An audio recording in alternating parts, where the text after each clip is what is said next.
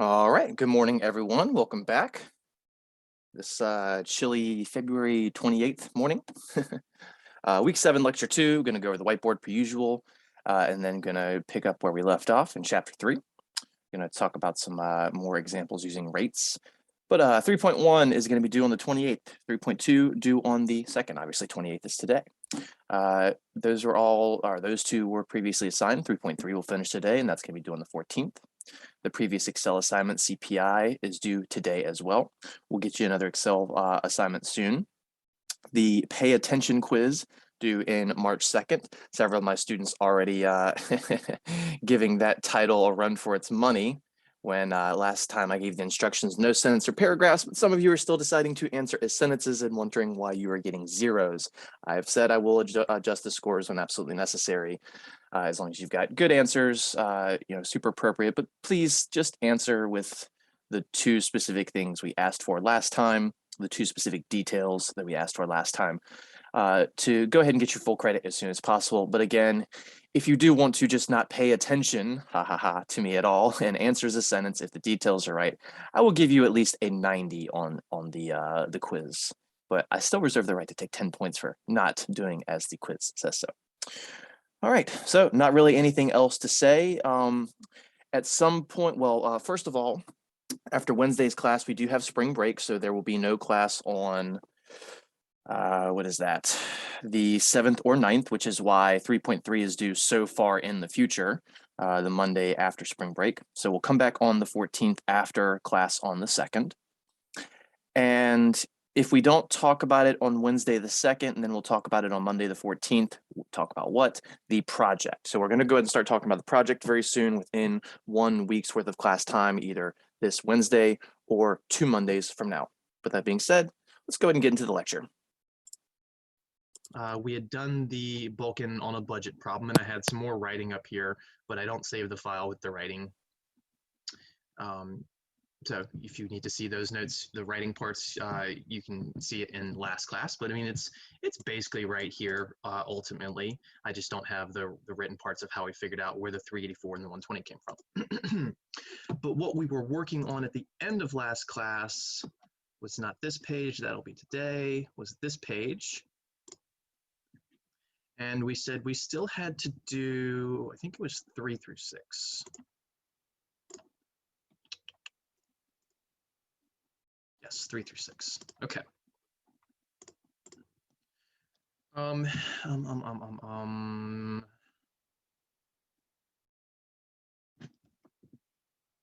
Yeah, we'll just do it here and we'll deal with the silly annotate.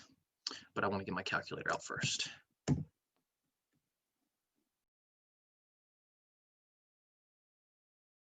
Over this side, there we go. Okay, so the rate of prescriptions per 100 adults. So we already did 1 through 2. We're starting on 3. The rate of prescriptions per 100 adults, which I guess it would be nice if you could actually see, dang, what that number was. So yeah, I'm just going to have to leave this zoomed out, unfortunately. That's okay. So we're starting on number 3. The rate of prescriptions per 100 adults. So we have the 14, I can't see.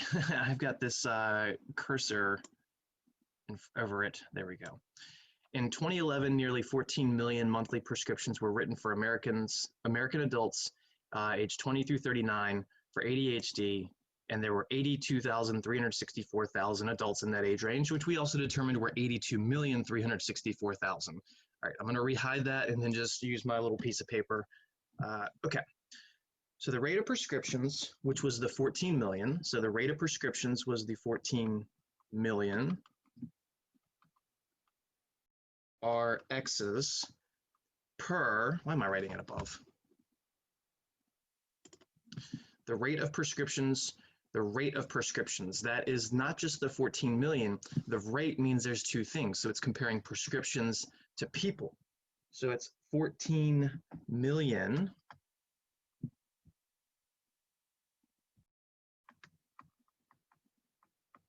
prescriptions per 82,000 364,000, and I'm just going to write that number with all the zeros and everything.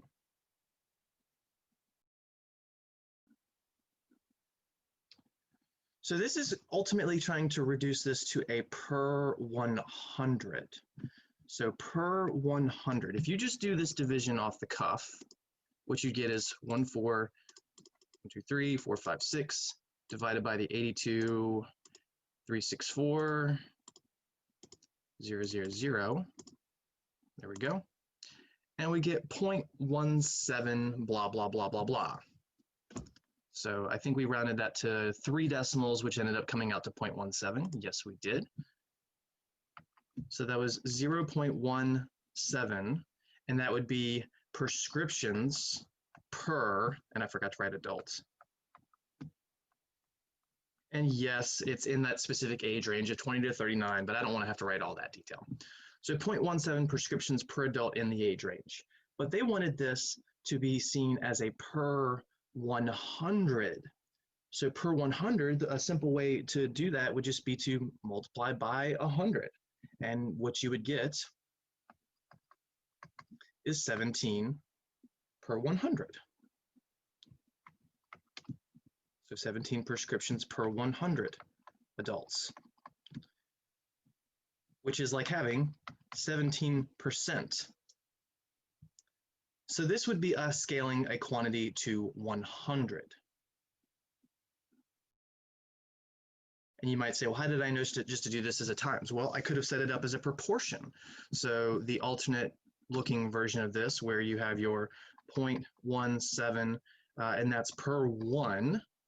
So you're going to scale your rate. So the rate is in the top, and then your people in the bottom. And we're going to scale it to 100 instead. So then you have, well, what's the rate per 100? And then you're just cross multiplying, and you can see you're going to take the 0.17 times 100. So again, either way does the job, as long as you don't end up dividing by 100, because then you would have 0.0017 per 100, and that wouldn't make sense. If it's 0.17 per person, if you've got 100 people, that number is going to grow. That's the idea there. So the same thing just keeps going on. So per 1,000, you just take the 14 million prescriptions and divide it by the 82 blah, blah, blah, blah, blah, which ends up being that, that same number, but then you're going to multiply it by 1,000 instead. The same idea, you can set up your proportion and take a long time and get the answer, and you end up with 170 prescriptions per 1,000 adults. If you want to scale this to 100,000 people, well, you take that same division, the 14 million, and you divide it by the 82 million. And that was prescriptions and then adults. And yes, I just rounded the number, but I wouldn't actually use that. Sorry, that got a little sloppy.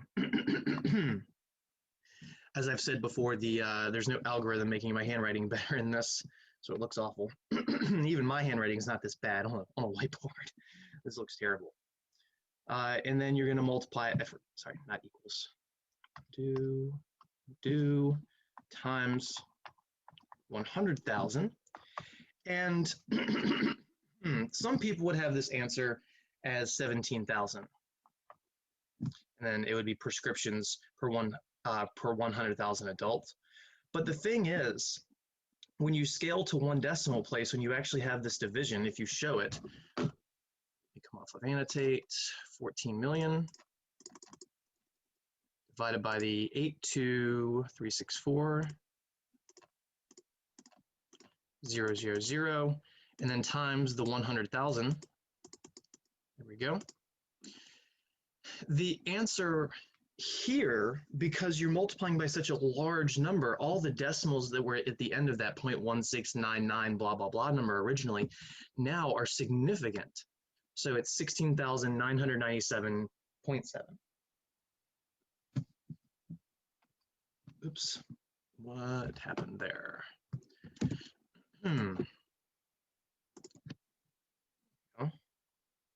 So a more accurate answer is 16,997.7, and that would be prescriptions per 100,000 adults. So Number one, that answer was the 0.17. That was RXs per adult. Number 3, 4, and 5 are all the same concept. We're talking about prescriptions per some number of adults. It's just the first one is scaled to 1 adult. The third one is scaled to 100. The fourth one is scaled to 1,000. The fifth one is scaled to 100,000. Why would any of us do this? Which one's the best answer? That's what number 6 is, and I've mentioned before that this is subjective, which means it's opinion. So one person might think that the first one is the best because it's the simplest, it's less than 1. Maybe they just like decimal values and they like thinking about per adult.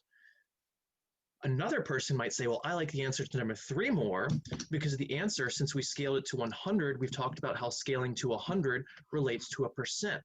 So a lot of people like to think of things as percentages. So 17% of adults in this age range are expected to have an ADHD medication. Number 4, people that deal with statistics in media generally would like that one because a lot of the times they'll scale to 1,000 adults, and that's because of this. Whenever you have a really, really, really big number, you get these commas clustering every 3 zeros just for our eyes' sake, for our sanity's sake. But if you do per 1,000, it's basically like you just eliminate having to write 3 zeros. That's the idea of doing something per 1,000. So per 100 is good for percentages. Per 1,000 is just good for taking bigger numbers and getting rid of 3 places. The fifth one, why would we scale to 100,000? Well, when we actually do the division and the multiplication and don't round until the very end, you get what feels like a more precise value. It didn't get rounded nearly as hard as that 0.169 just going up to 0.17 or 17 or 170. It feels like a more accurate value, a more precise value. So some people will like that one and they'll say, okay, well, I'm just going to scale to 100,000 people. I would say I least prefer the last one unless you're going to be dealing with large numbers. If you're going to say, all right, I've got the state of Virginia, which has what, 7 or 10 million people, roughly 14 million, somewhere in that ballpark. How many people in Virginia do you think have an ADHD medication? If this statistic was true for all adults, not just that particular age range. So if I was going to be dealing with a large number like the population of the state of Virginia, then I would actually like that last one for the accuracy. But if I'm going to go into a classroom of, say, 20 people, and I wouldn't actually ask this, but if I were going to and say, well, what percentage of people do you think in this room have a prescription? So it's not asking who actually has it. I'm saying, what do you think?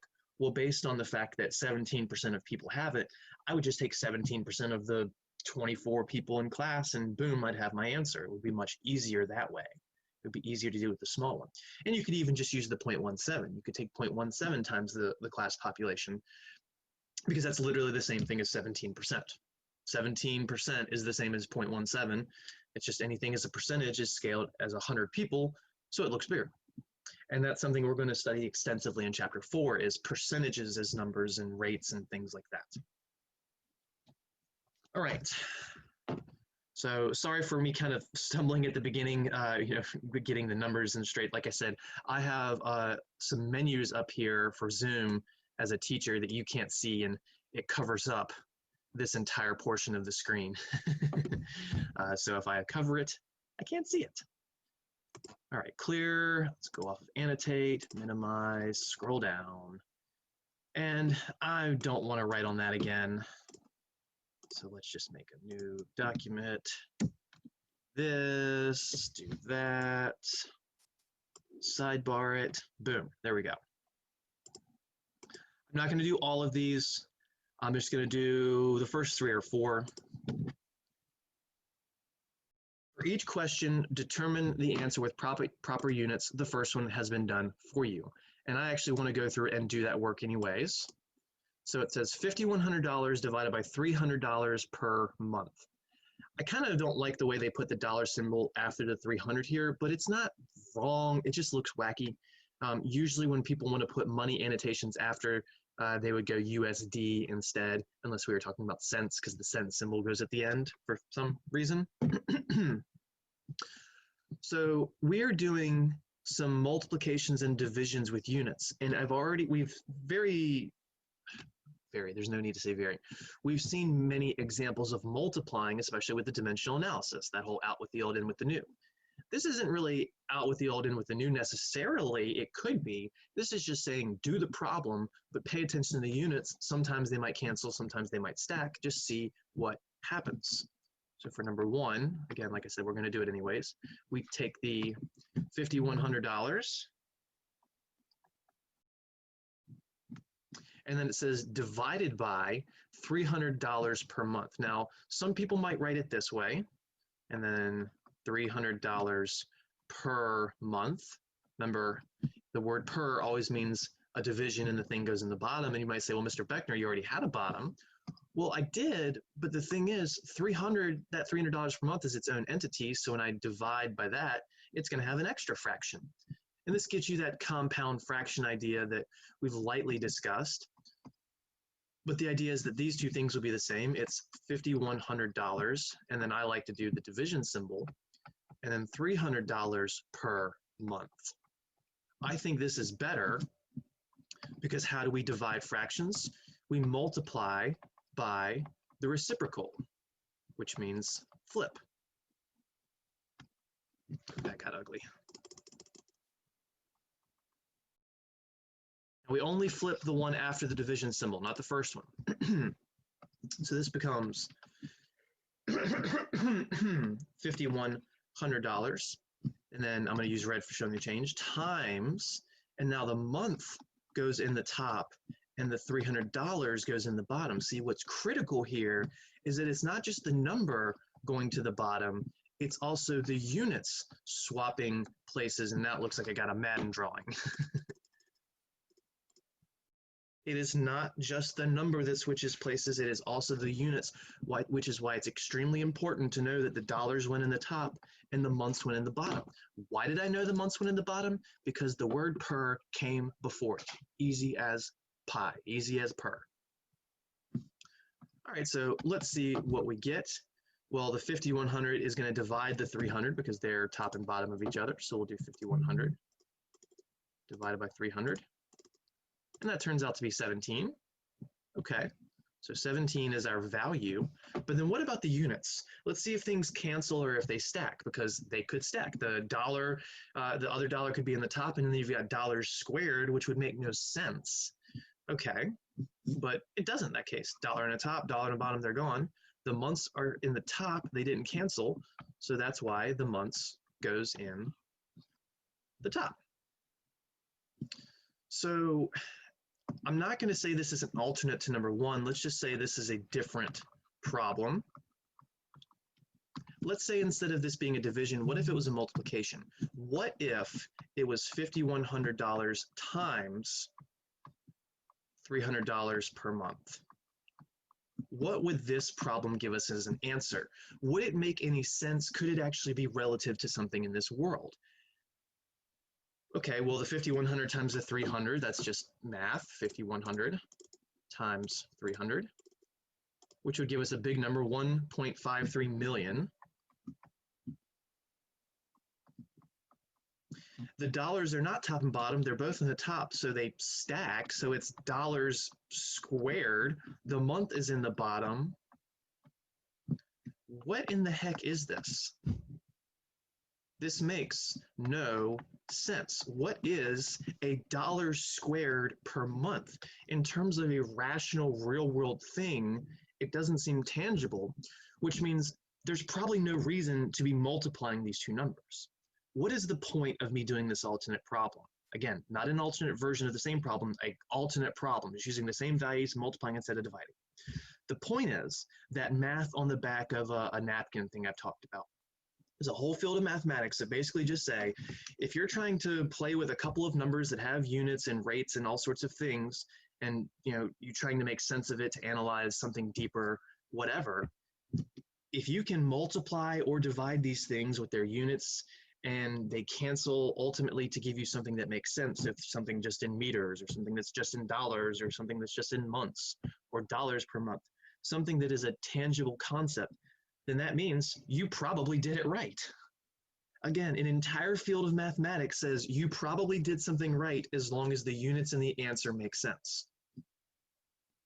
You open up a whole world of mathematics, like talking about how a lot of people know that an ant is 10 or 100 times stronger than its weight. So if an ant weighed a gram, it could lift, let's say, 100 grams. But that's a teeny tiny ant. If you scale that ant to the size of a person, by doing some of this math where you're just multiplying and dividing things and doing some volume to surface area comparisons as well, because it has to do with muscles, it turns out that if you had an ant the size of a human being, it could still only lift 100 grams. It turns out that if you had an ant the size of the Empire State Building, it could still only lift 100 grams. And again, people have showed this argument by just multiplying and dividing things and getting units that make sense. It's not like they have to go develop a random formula for it. Again, literally books written on this. Just try multiplying and dividing things. If you get an answer with units that make sense, then it's a logical answer. At worst, it's off by a factor of 2 to 3. That's about it, the worst thing that can happen. All right, rant aside. Number 2, the one that hasn't been done yet.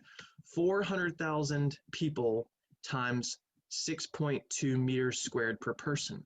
So a meter square is a type of area. So this meter squared per person is a population density.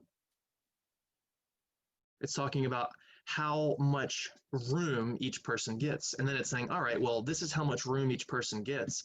What if we have 400,000 people? How much room do we need in total? So we have these two figures that someone gives you, and then you go, let's pretend like I didn't actually tell you to multiply this.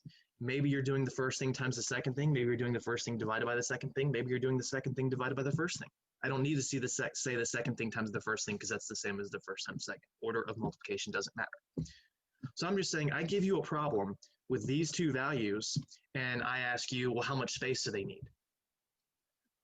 This math on the back of the napkin concept just says multiply or divide these numbers until you get an answer that makes sense in terms of units, and boom, there's your answer. So maybe you think you're supposed to divide these things, and if you did that, you would get an answer that wouldn't make sense. So I'm going to do this different problem first, but I'm going to come off of annotate. Clear the screen, off of annotate. So again, different problem. Let's just say again, I gave you a word problem that said you have 400,000 people, and this city or state or whatever on average has 6.2 meters squared per person. And I say, how much space do you need for all these people? Something like that. So all I give you is those two numbers, and you think maybe I'm just going to divide them.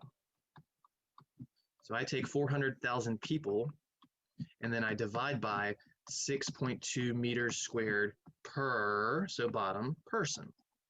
Now, people and persons are the same thing. People is not persons squared. It's just like having an S at the end of person, persons, people.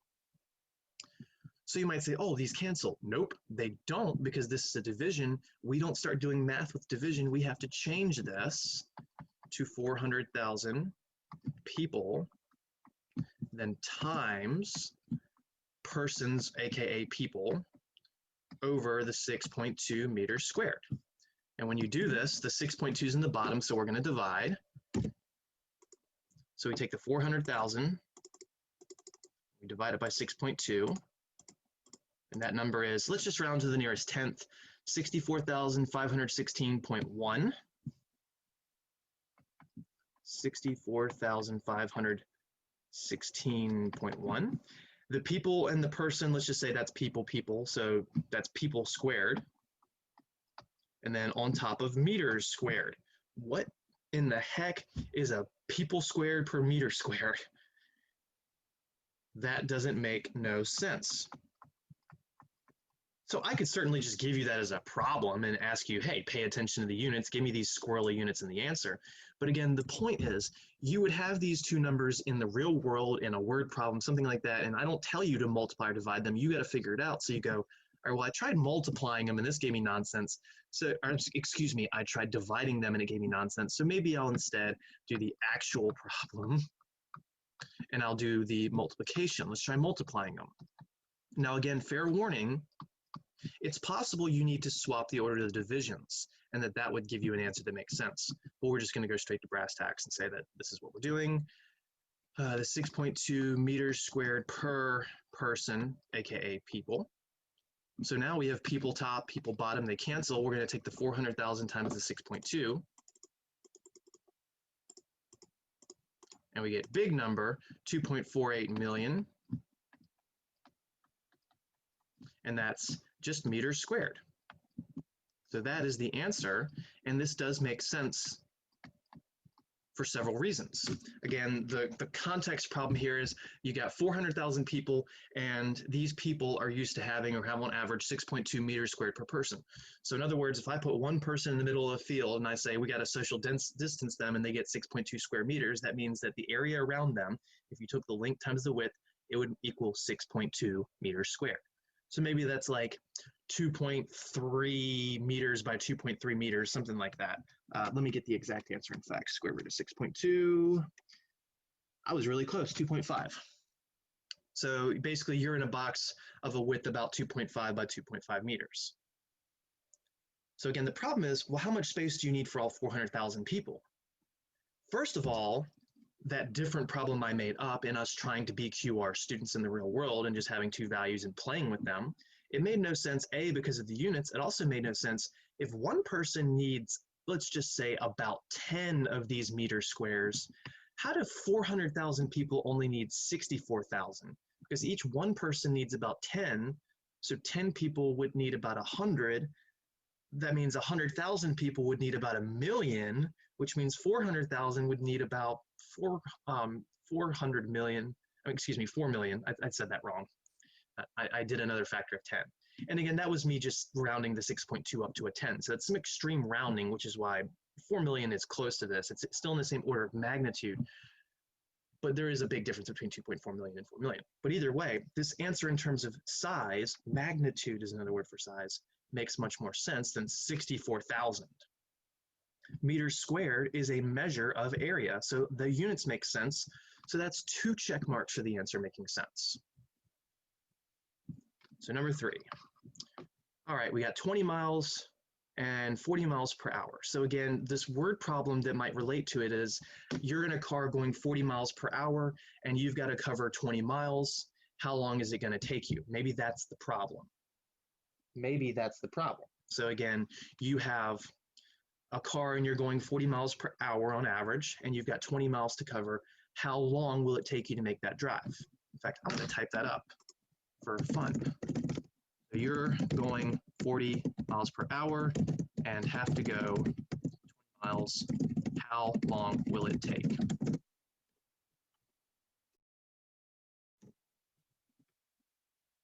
So this is the real quantitative reasoning problem to number 3, and this is just the math that you end up doing. So maybe you try doing the 20 miles. So again, let's try this. Again, and I'm going to do this wrong. I'm not doing what problem 3 says. Let's say, oh, I think I'm going to multiply these. So you go 40 miles per hour, and you go times 20 miles. Well, 4 times 2 is 8, so you stack the zeros and you get 800. Miles times miles is miles squared. The hours is still in the bottom, and this makes no sense. Okay, so maybe it doesn't work with multiplication, so maybe you try dividing. So the next thing you try is the 40 miles per hour, and you go divided by 20 miles. Well, that's, excuse me, 40 miles per hour times, now the 20 miles was in the top, so it now goes in the bottom. There was nothing in the bottom originally, which means there's a 1 there, which means there's now a 1 in the top. Okay, well, the 40 divided by the 20 in this instance is a 2. The miles do cancel, but look at where the hours are. They're in the bottom, so it's 2 over hours, which means it's 2 per hour. Does that make sense? Is that a time? No, that's saying you're going 2 per hour. 2 what? 2 bobs? 2 oranges? It doesn't say, it's no units, it's just 2 per hour. So no, that actually does not make sense. So the answer is not 2 hours or 2 per hour. So then we do the actual problem, we say, okay, well, the only thing really left to do is 20 miles divided by 40 miles per hour. Okay, so that's 20 miles then times the hours now go on the top, the 40 miles go in the bottom. The 20 and the 40 reduce to a 1/2 or a 0.5 if you do the division. 20 divided by 40 again would be 0.5. The miles cancel, the hours are now in the top, and we have an answer that makes sense. The units are good, which means the number should be good. And it does make sense. If you're going 40 miles an hour, well, 20 miles is half of that, so you should be able to cover that distance in half of an hour, because you would go 40 miles in 1 hour, but you only need to go 20 miles, so it's definitely going to take you less than an hour. This makes sense on all levels. As I've said several times now, this is an unbelievably amazing field of mathematics. It's ridiculously basic, but it can open up so many doors. So this is a skill that I would love for you to all have, but you can't just play with the numbers. You can't just say, oh, we'll do 40 divided by 20 or do 20 divided by 40, because then you might think the answer is 2, which it actually isn't. You go, well, 2 seems like a reasonable amount of time. But again, when you actually play with the units, you prove that the 2 is not the answer, it is the half. And again, you could, if you think carefully, logic your way that the answer is not 2, because again, if you're going 40 miles an hour, that means in 2 hours you would cover 80 miles, because the first hour you'd cover 40 miles, and the second hour you'd cover 40 miles for a total of 80 miles.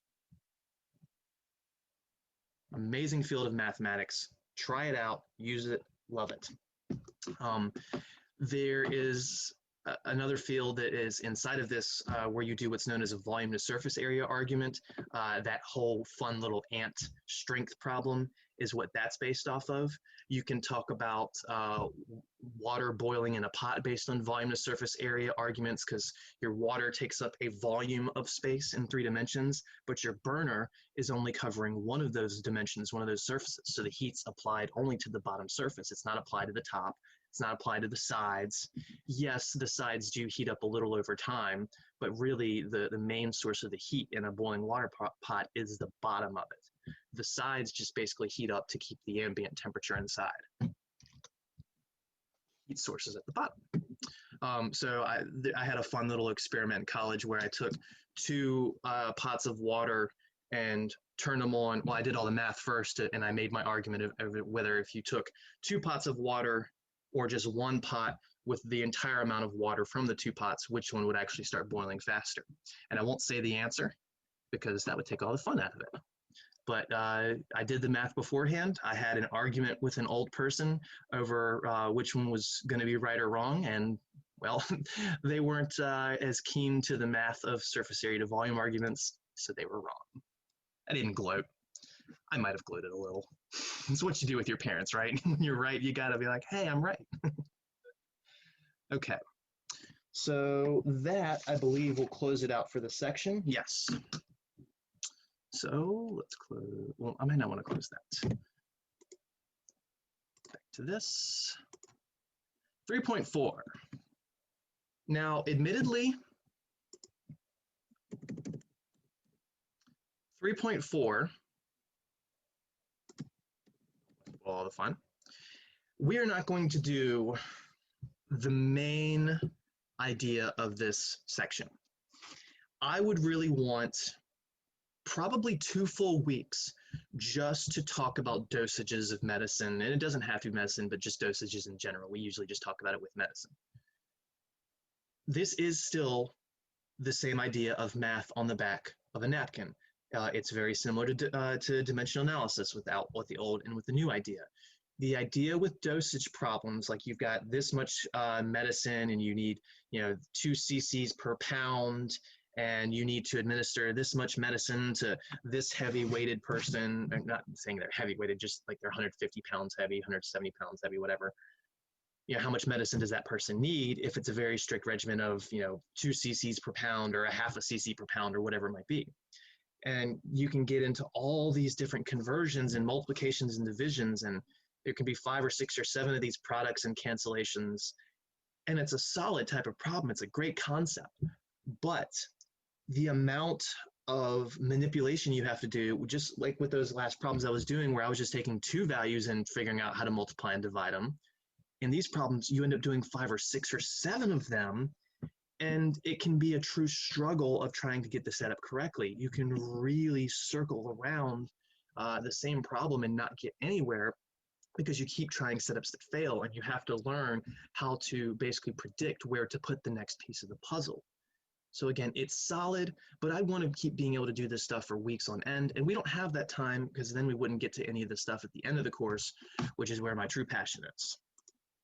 So we're going to focus more on the idea of concentrations, which admittedly will never come up again in this course, but it is an awesome type of problem. And then we're going to talk about densities. Densities, which would talk about like you've got this much weight of an object and this much volume to cover it. What's the density of it? So, you know, I don't want to jump the topic. So concentrations. Concentrations and rates are tied together. Concentrations are a type of rate. But before we actually get into the official discussion of this, let's have some fun. And this problem is a lot more fun when you're in-person class, in an in-person class, especially when I don't actually bring M&Ms to class. That's why I say in theory. So a teacher brings M&Ms to class in theory. So I just gave you all virtual M&Ms. I've got 50 of my virtual M&Ms in the bag, and I'm going to distribute them to 5 students before class. So let's say it's 3 minutes before class and 5 students are in the Zoom call. And I say, all right, for being early, I'm going to take my 50 M&Ms and I'm going to give them to you evenly. So it's not like one student's going to get 7, another student's going to get 12. It's if one student gets 8, the next student gets 8, the next student gets 8. I want to be fair. So what is the rate of pieces of candy to each student? So I'm very specifically asking you for a rate, and I'm telling you what I want that rate to be. If I don't tell you what I want the rate to be, you'd have to say, well, what would the most logical decision be? Would I want to go people to pieces or pieces to people? But I've told you specifically to go pieces to students. So we're going to go pieces to students. That will be our rate. Remember, rates are just fractions with different units. They are ratios. The word rate and the word ratio sound the same. They have the same root word, R-A-T, because they're the same thing. It's that easy. All right, so we got 50 pieces. I'm not setting up a proportion here, so I do want to write the units per 5 students. It's very easy to do that division. You're going to get 10, and that's 10 pieces over students, or 10 pieces per student. And I think that makes sense because student 1 gets 10 pieces, student 2, student 3, student 4, student 5 get 10 pieces. If you add 10 plus 10 plus 10 plus 10, you get 50. How much candy I had in the bag? But uh-oh, I forgot to I didn't distribute my digital M&Ms before class. I didn't do it on time. And all of a sudden, right at the start of class, 20 more students show up, which is a bit exaggerated for this because half of y'all aren't watching live, and that's okay as long as you're watching. But let's just pretend I had 20 more students show up. And so I'm not actually I'm going to say, all right, well, the people that I was giving the candy to, give it back to me. I know, that stinks. You'll still get some, but you're probably going to get less, right? If I got to give candy to 20 more students, that means everybody's got to get less because I only have 50 pieces of candy. So hopefully nobody ate any. Hopefully nobody licked their fingers for various reasons, especially now. So now how many students, now how many does each student get? And we're going to stop right here for now. Let's worry about this last bit later. Let's not put too many questions in our head at once. So we got 20 more students, not 20 students total. So our ratio of pieces to students, why did I do double colons there? That was weird.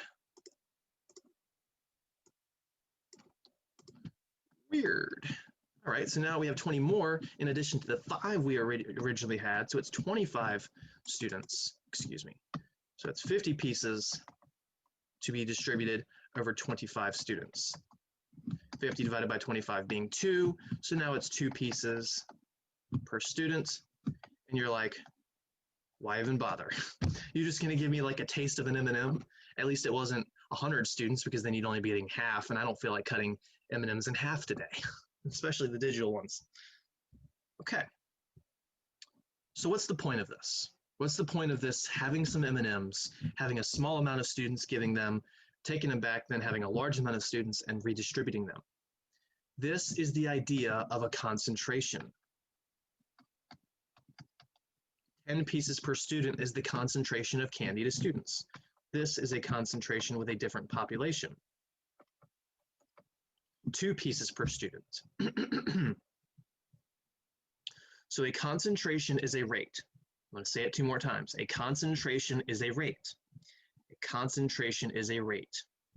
It's a rate of something that you have to distribute amongst a population, maybe a population of people, or maybe an object space. So maybe a volume of water or a surface area of something like that, or something like that. I meant to say not of. Okay, so now let's get to the second part of this. I'm underlining the wrong thing. If you multiply the number of students and the number of candies each student gets, what is the answer and is this consistent? So I'm asking you to do something very specific. I'm sure you're not surprised. I want you to multiply the number of students and the number of candies. So we'll have case A, which was the top one. So that we're going to multiply the number of students, which there were 5 students, and then times the number of candies each student gets. The number of candies each student gets is the rate, 10 per student.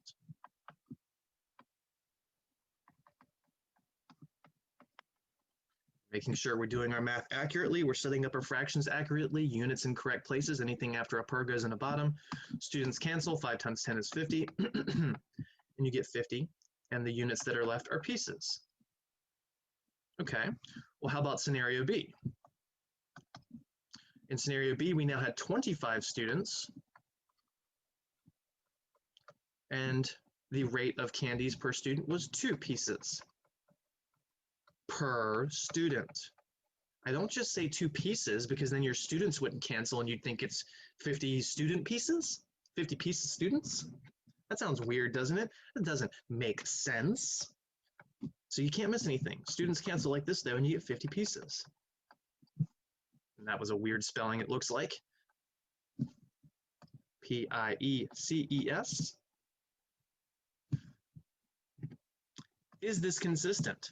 50 pieces under case A, 50 pieces under case B, it is consistent.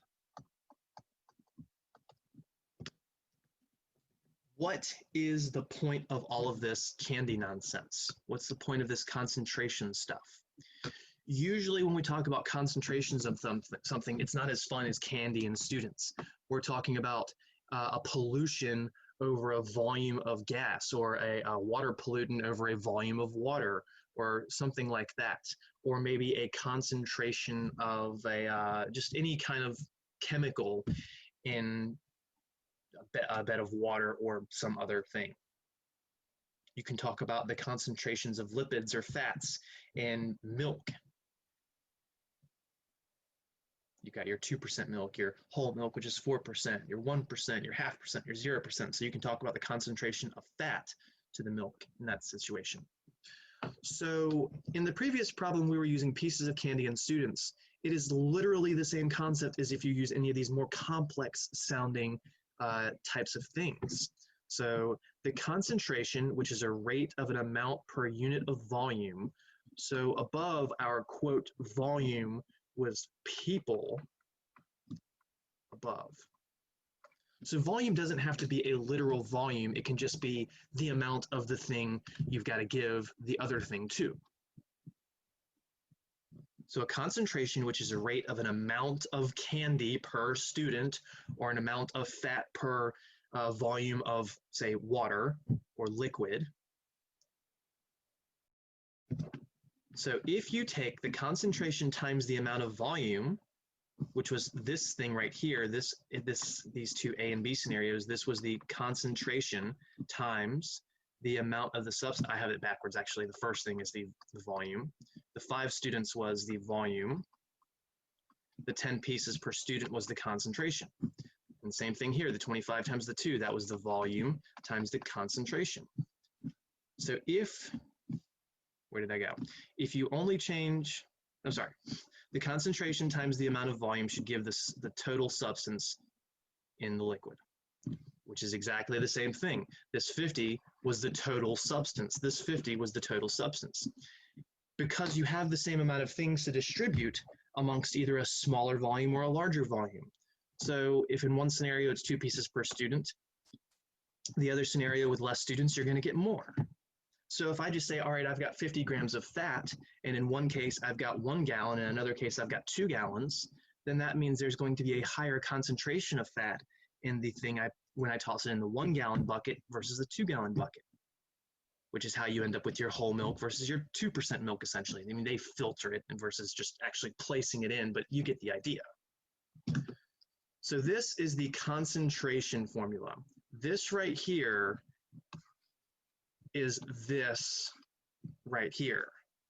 If you take one scenario's volume times its concentration, if you don't change any of the parameters, you just have more or less people, more or less fat, more or less liquid, whatever, that product has to be the exact same thing as the other scenario's volume times its concentration.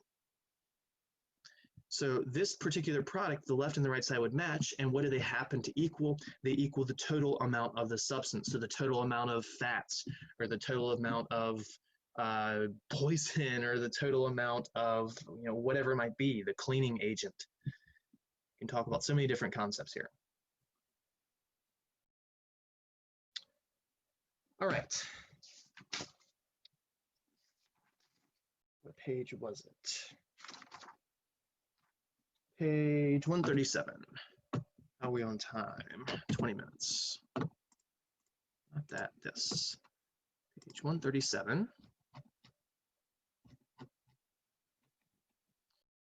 So again, I will admit, in this course, this is not something that we are going to repeatedly see over and over and over. I'm very honest about what we'll see over and over and what we won't. We see ratios all the time. It never goes away the entire semester. We'll see the concept of proportions pretty much until we hit chapter 6. And then that idea is still just extended into a higher concept, kind of like inverse proportions is a higher concept. So while we won't really see this much again, it is still an important idea. And now for question 1, we're not going to do all of question 1. We are going to skip mainly A, B, and C. We're going to skip A, we're going to skip B, we're going to skip C. This is just an alternate way of kind of getting to the same point, but without any rhyme or reason. That's what I was trying to say. It's just us arbitrarily saying, well, let's do this and then do that and do this and then do that. So let's go straight to trying to apply the thing we were just talking about so we don't forget it. So this is the concentration equation, but with more appropriate letters for this problem. Why do we get to use it? Well, let's think about it. Your roommate walks at 3 miles per hour, and it takes her 8 minutes to walk to class.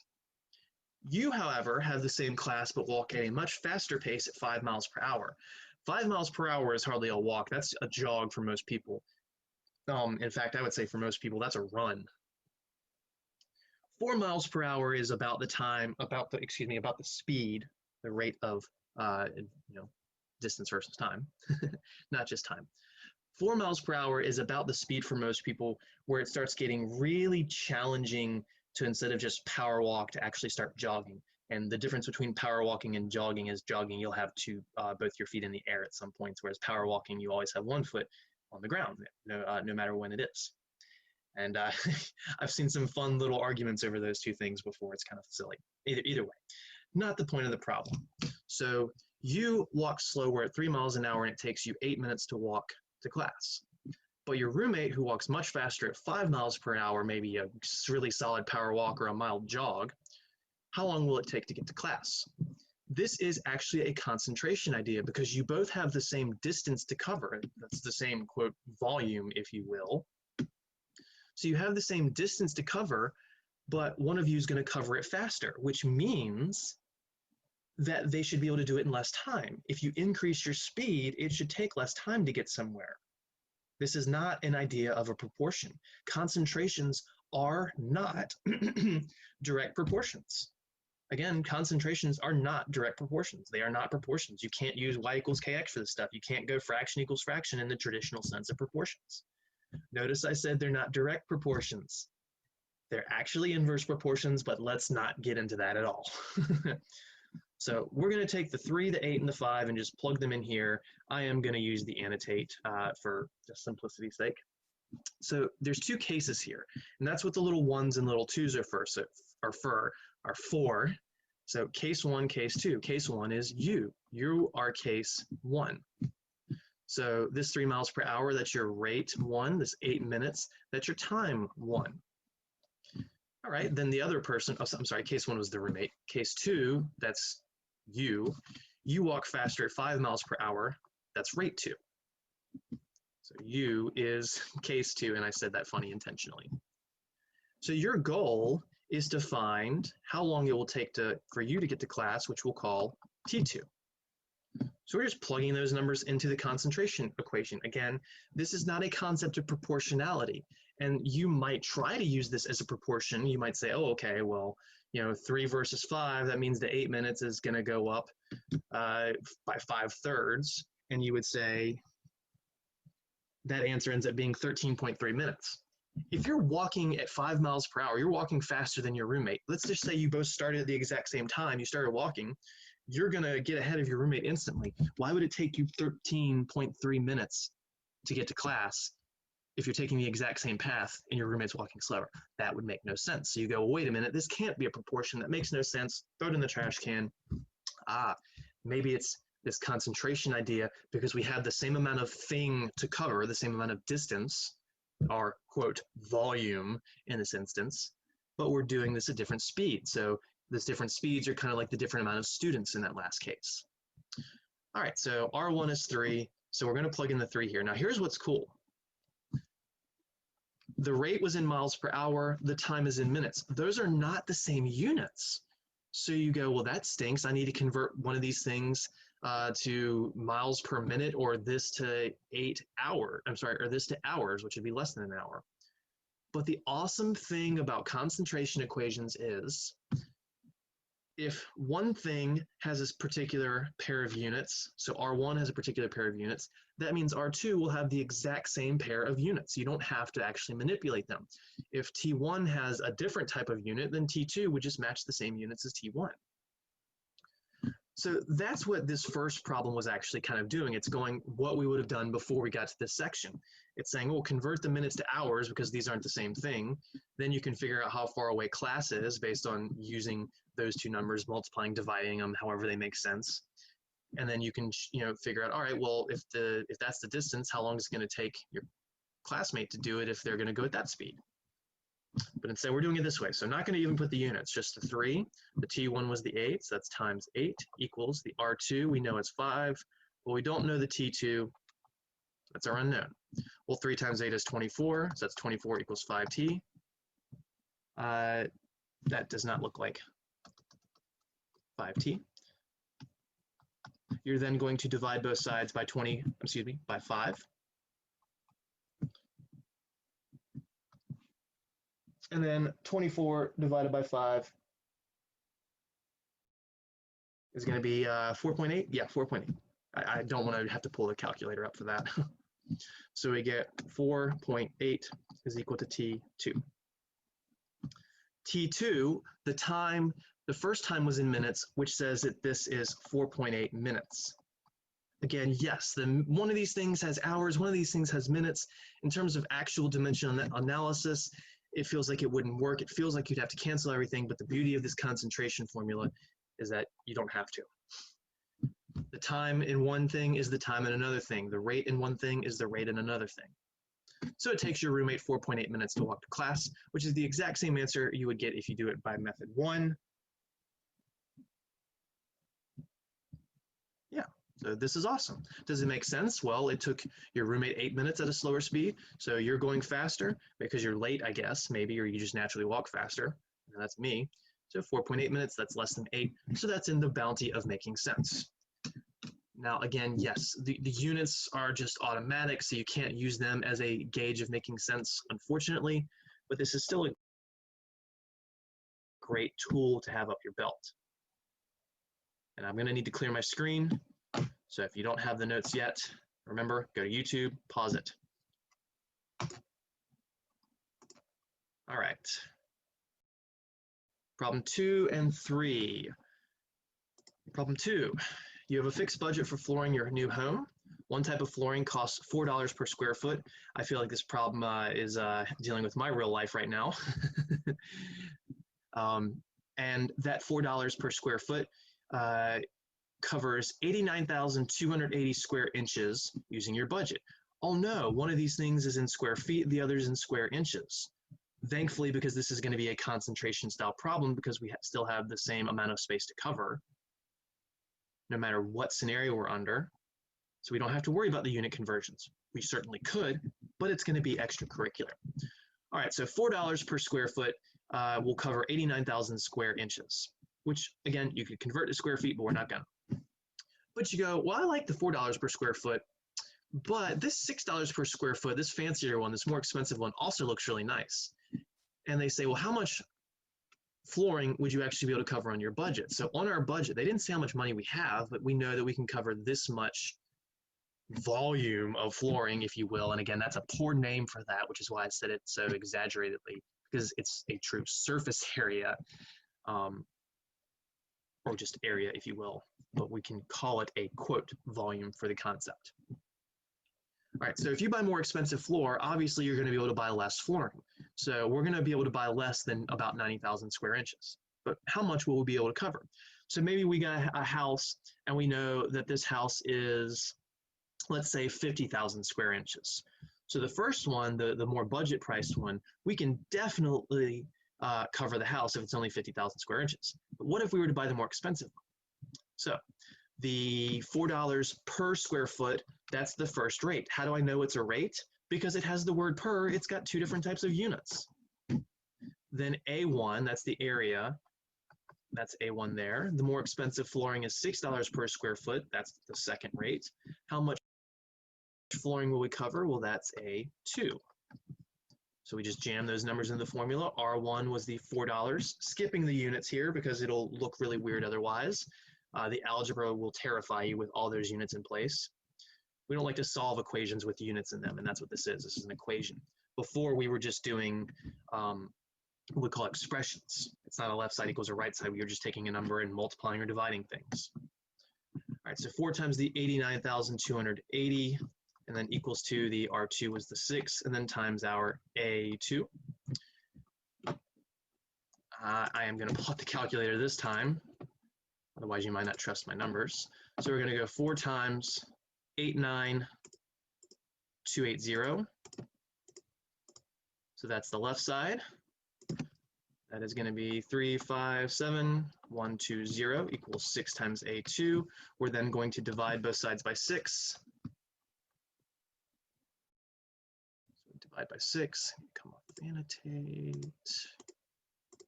And we get 59,520. That's our A2, but don't just say that's the answer. 59,520 is not the answer. What was the first area measured in? It was measured in square inches, so this is in square inches. So it's 59,520 square inches, or you can go 59,520 inches squared like that. So if you had a house that was 50,000 square inches, yes, you would have enough to be able to buy the price here one. You would have less wiggle room because you're going to make errors. You're going to have to make cuts and stuff. So waste, usually say get to 10 or 20% more. So you're getting pretty close to, you know, if you make too many mistakes, maybe you'll have to go a few bucks over budget because 60,000 would be 20% of that. 20% more than 50,000, that is to say. All right, finally, my favorite one.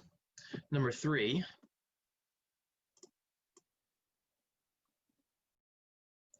just do that. Oh, nope, can't do that. Let's put it over here. Good enough. Janine eats a quarter of a cup of oatmeal per day, also known as 0.25 cups per day, and a container lasts her 36 days. This is her by herself. So her husband starts eating half a cup a day. How long will the container now last with both eating cereal each day? So, January and a little bit of change into February. Janine buys a box of cereal. She eats oatmeal cereal, same thing, right? and she's eating a quarter cup of oatmeal per day, not a lot, and it ends up lasting her 36 days. All right, so box 1 of oatmeal finishes. Janine or husband goes to the store, maybe together, maybe separate, doesn't matter, and he or she buy more oatmeal. But the husband goes, you know, I'm going to get on this oatmeal train. So it's not just Janine eating oatmeal, it's Janine and the husband eating the oatmeal. And they say, how long will the container now last? So here is where people make their mistakes. They go, all right, this quarter of a cup per day, so that's the first rate. So that's our R1. And I'm going to go ahead and convert it to a decimal just to make things a little easier. It's 0.25 cups per day. The husband eats half a cup per day. So that's another rate. That's the husband. That's R2 equals, and that would be 0.5, question mark, question mark, question mark. And I'm going to go ahead and say that, no, that's wrong. That's wrong, and I'm going to show you why it's wrong. So let's, for red, pull out why this would be wrong. Oh, by the way, I forgot to mark what T1 was. That'll be correct. T1 is 36 days. We want to know what is T2, the time of the husband eating. Actually, no, that's not right.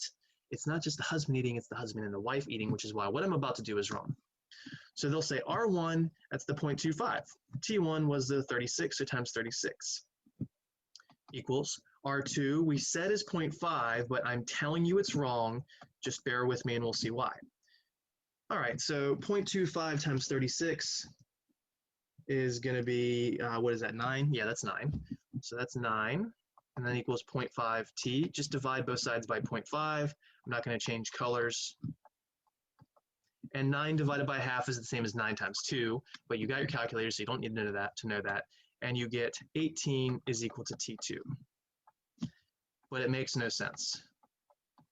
Why does this make no sense? Because it took 36 days for Janine to eat this oatmeal by herself. If the husband was eating by himself, he's eating twice as much, so it should take half as long. If you're only eating a half a cup a day, it would take 18 days.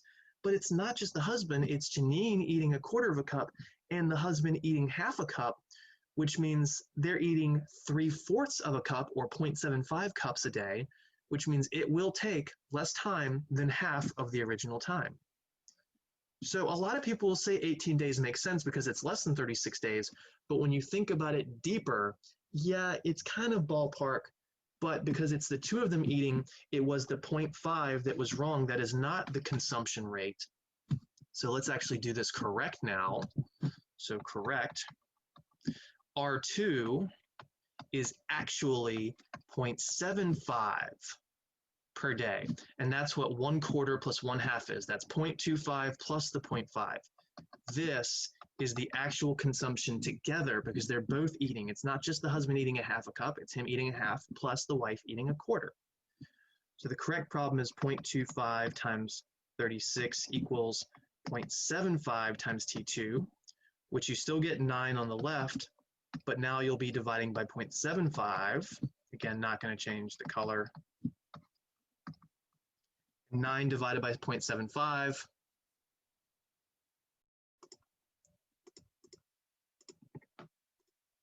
It's going to be 12. So that says that 12 is equal to T2. The time was in days, so it's 12 days, and that does make sense.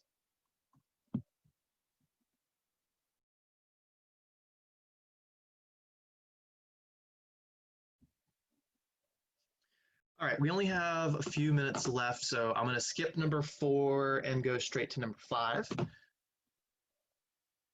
Clear my screen. I'll give you another 10 seconds. And again, I know that this problem right here, a lot of people would think the 18 makes sense, but that's because this has an extra little convoluted piece to it, the fact that you have to add those, but they don't tell you that. You have to really think, all right, they're eating together, which means it's not just the husband eating in the second scenario, it's both of them eating, which is why I added those to get that 0.75. All right, now let's clear, scroll. Okay. 4 and 5 are pretty similar, but 4 is in scientific notation, so it would take me a little longer than the 6 minutes we have left to get into all that. So let's just go straight for 5. We were never going to do 6 because it requires systems of equations, which is not a math topic that we assume you've had in here, believe it or not. All right, so you have a solution mixed at a concentration of 5 grams per milliliter. Oh, good Lord, solution, volumes, mixtures of concentrations? This is terrible stuff. I don't understand this. All right, you have a class and you're giving them 5 M&Ms per student. That's the same thing here, 5 M&Ms per student. That's the rate. It's just a rate. Don't worry about the concept. And you need 100 gallons mixed at 4 grams per milliliter. Not only does this question not say, what thing are you finding, it asks you a true quantitative question. What do you do? Huh? What do you do? What are you talking about? Let's ignore the question for a second and let's just try and solve the problem. So we're a store and we're a chemical store, and our chemical, we have a volume of liquid and the concentration of the chemical in it is 5 grams per milliliter. So every milliliter of this liquid has 5 grams of this substance in it, maybe alcohol, maybe thieves cleaning solution, so thieves agent, whatever, I don't know, doesn't matter. Rubbing alcohol, whatever. So every milliliter has 5 grams of that cleaning solution. Well, unfortunately, a customer comes in, Bob. Bob says, "Sir, good day. I need 100 gallons, but your concentration is a little too strong for my needs. I need this to be a little weaker. I don't want 5 grams per milliliter. I only want 4 grams per milliliter." That's what the what do you do aspect, that's where the what do you do aspect comes into play. The fact that the concentration we have to offer is too strong for our customer. So that's the what do you do, but again, that'll be the last bit. For now, 5 grams per milliliter, since that's a rate, so that's rate 1. The 4 grams per milliliter would be rate 2. And then you have to be careful. Does the 100, is that going to be, and by R, they're using C, so let me just use the same letter, C1, C2. Rates are concentrations. I said that earlier. The letters are interchangeable. I could have written that as R1 times V1, R1 times V1. So the 100 gallons, is that the first scenario or the second scenario? Well, your store offers the 5 grams per milliliter, and the customer comes in and wants 100 gallons. So the 100 is with the customer, so this is V2 actually, not V1. We're trying to figure out what volume we need, to get for them. So the equation goes 5 for the C1, the V1 is the unknown, equals the C2, which would be the 4, times the second volume, which was the 100. Well, 4 times 100 is 400, so we get 5 times V1 equals 400. We will then divide both sides by 5. And then that's going to go in, 80 times? Yes. So the volume of liquid that we need to give the customer is 80 what? Well, the customer wants 100 gallons. That was the units of their volume. So our volume needs to be 80 gallons of our liquid. So that's what we need to give the customer. Hold on. The customer actually wants 100 gallons. At the concentration we have behind the counter, in order to get the total amount of the cleaning agent, the thing in there at 5 grams per milliliter, we only need to give the customer 80 gallons because it's stronger than what they need. So in order to get the total cleaning agent, they want 100 at a weaker solution, so we only give them 80. But the problem is the customer says, don't give me 80 gallons mixed at 5 grams per milliliter. I want 100 at 4 grams per milliliter. So what do? You need to dilute the liquid that you're giving them. You need to give them 80 gallons of what you have in stock, but since they want 100 gallons and it to be weaker, you just add water. How much water? Well, you got 80 gallons of the stronger stuff. If you need to give them 100 gallons of the weaker stuff, you add 20 gallons, and that is how you will achieve it, by putting 20 more gallons of just pure water, something that does not have that concentration. You will dilute the substance, you will get them the volume they want, and it will be at the appropriate strength since we use the concentration formula to get there. that is the same concept to problem 4. So problem 4,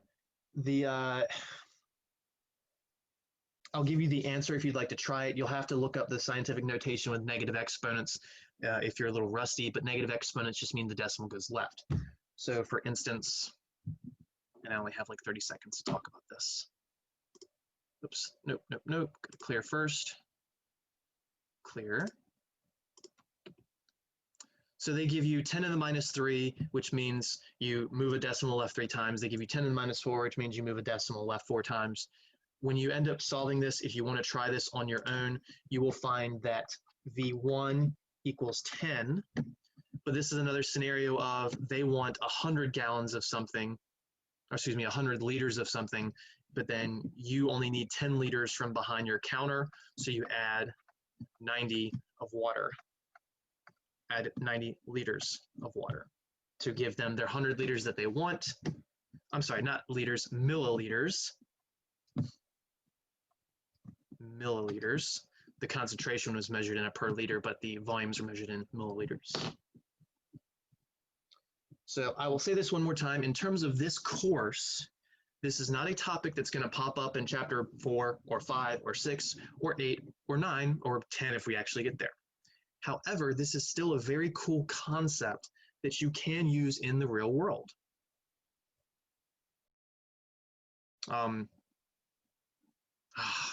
This is another case of if we were in person. I have a concept that I like to use in class that applies to, let's just say, everyone 21 years of age or older, but I won't actually say it out loud since, I don't know, like I said, I try and keep things G-rated. All right, so that's where we're going to stop for the day. We have not finished 3.4, but we did finish 3.3.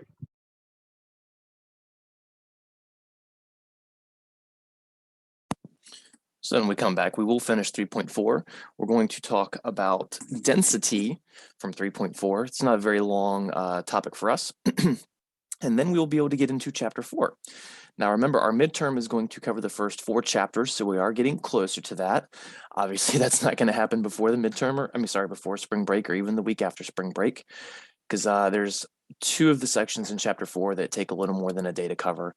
But you will, of course, know the pair of days that the midterm will be available with at least 1 week's notice, and I usually give a little more than that as well. Like I said, the next class or the class after that, we'll start talking about the project. We'll start talking about the midterm details as we need to. You've got your due dates. Remember, for the pay attention quiz, don't answer it as a sentence. Just give me a number and a word, something like that. And everything should be okay. But I will adjust scores as needed after the second, once everybody has turned in all their quizzes. So if you emailed me about that already and you haven't seen your score change, that's because, once again, I wait until all the quizzes are in to do that, so I don't have to do it 50 times. All right, so we'll see you next time. Take care, everybody. Work hard, study hard. We'll see you Wednesday.